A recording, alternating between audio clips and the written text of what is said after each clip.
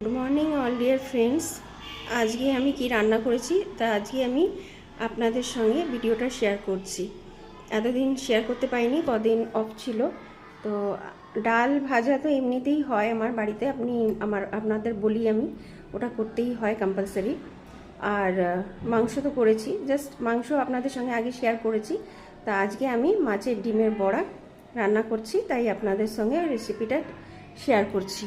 दोस्तों आज मैं मछली का जो अंडा होता है ना, उसका रेसिपी कर रही हूँ फ्राई। तो वही आप सबसे शेयर कर रही हूँ।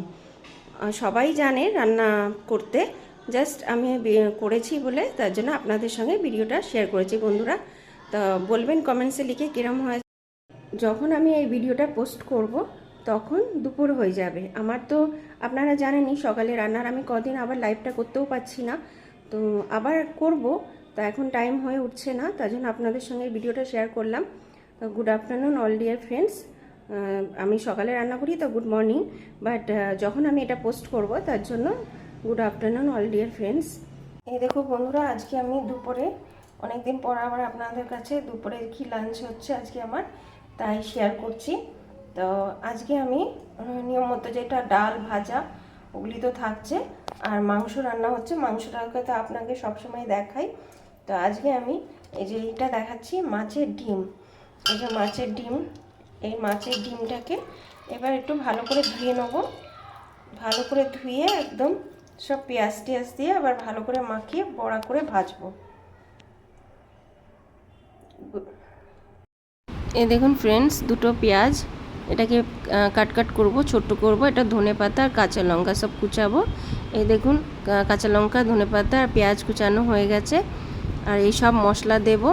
এখানে লঙ্কার গুঁড়ো আছে, চাট মশলা আছে, হলুদ গুঁড়ো, ধনে গুঁড়ো, আর যেই মশলাটা আমি বলেছিলাম বাড়িতে করি ওটা, আর লবণ আর চিনি স্বাদ অনুসার সব রয়েছে এর মধ্যে। সব এবার মিক্স করবো। এই যে মাছের ডিমটা দেখছেন, এর সঙ্গে সব মিক্স করে নেবো। যা যা ছিল সব মশলা, পেঁয়াজ, কাঁচা লঙ্কা, ধনে পাতা সব আমি এই মাছের ডিমের সঙ্গে মিক্স করব। এটা আমি আজকে फ्राई করব। तो दोस्तों आज मैं फ्राई करूँगी। तो मछली का जो अंडा होता है ना, उसमें सब मैं प्याज, ऑनियन जो होता है वो, फिर उसमें धनिया का पत्ता और सब मसाला जैसे हल्दी वगैरह होता है, जीरा हल्दी ये सब मसाला, चाट मसाला सब मिक्स कर लेंगे, करके फिर फ्राई करेंगे इसको। ये देखिए सब मिक्सड हो रहा है। अच्छी तरह मिक्स करना है, क्योंकि अच्छी तरह नहीं मिक्स करेंगे तो फ्राई अच्छा नहीं होगा।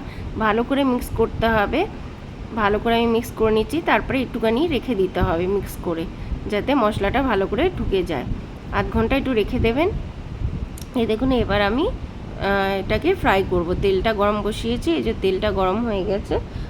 বেশি তেল দিইনি, অল্পই তেল দিয়েছি। তেলটা গরম হয়ে গেছে, এবার এর মধ্যে আমি এবার ফ্রাই করব।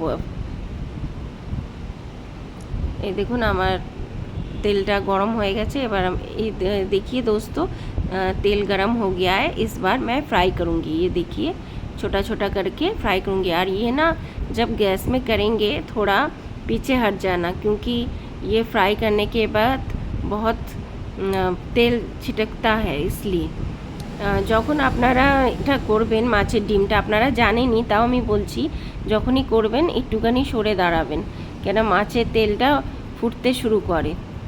ডিমের বড়া করলে এই একটা ডিমের বড়া দিয়ে, আমি মাছের ডিমের বড়া দিয়ে উচ্ছেও ভাজি, খুব খেতে ভালো লাগে, টেস্টি লাগে। উচ্ছে দিয়ে মাছের ডিমের বড়া ভাজবেন, দেখবেন খেতে আলাদা টেস্ট লাগে, ভাতের সঙ্গে খেতে খুব ভালো লাগে। মনে হবে যেন পোস্ত দিয়েছেন। আর আমি ওই উচ্ছেতে যখন ভাজি তখন একটু মাছের ডিম দিয়ে দিই, খুব ভালো লাগে। নন ভেজরা এটা ভালো খেতে পারবে। এই দেখুন মাছের এইটা আমাকে একটু কড়া করে ভাজতে হয়েছে, কেন আমার বড় একটু কড়া ভাজা খেতে ভালোবাসে, ওই কারণে একটুখানি কড়া করে ভেজেছি। আর এইটা আমার ছেলের জন্য ভেজেছি একটু লাইট করে, একটু হালকাভাবে। दोस्तों पहले मैंने जो किया था वो मैंने थोड़ा ज़्यादा फ्राई किया था, अब मैंने थोड़ा हल्का फ्राई किया। दोस्तों कैसा लगा बताना कमेंट्स में लिख। লাগলো রেসিপিটা একটু কমেন্টসে লিখে জানাবেন। বাই ফ্রেন্ডস, খুব ভালো থাকবেন दोस्तों, बहुत अच्छे रहिए। Bye bye, good afternoon, bye.